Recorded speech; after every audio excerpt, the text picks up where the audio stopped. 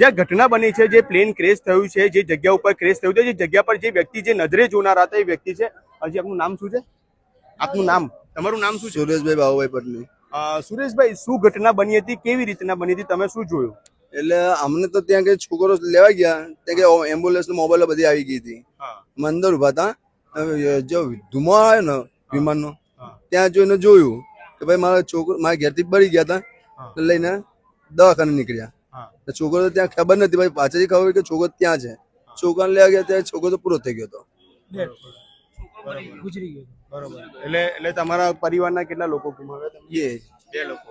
અને તમે લોકો નીચે જ હતા? અમે બહાર હતા, હું ધંધા પર લાગ્યો ને, ચાની લારી સ્પોટ ઉપર હતા.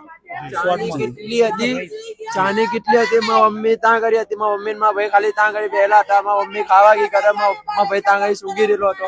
તો મારી મમ્મી એને બચાવવા ગઈ, એને જેવી ધૂપ લાગી ને એટલે મારી મમ્મીને આગ લાગી, એટલે મારી મમ્મી સીટી જતી રહી. મારા ભાઈ તાને ત્યાં જોઈ રહ્યો, ત્યાં ગઈ પછી મારા ભાઈ એને જ જો પછી ખબર નહીં પછી શું થયું. પછી ગોતવા ગયા પછી મળ્યો જ નહીં મારો. કેટલી ઉંમર હતી? 15-16 વર્ષનો હતો છે.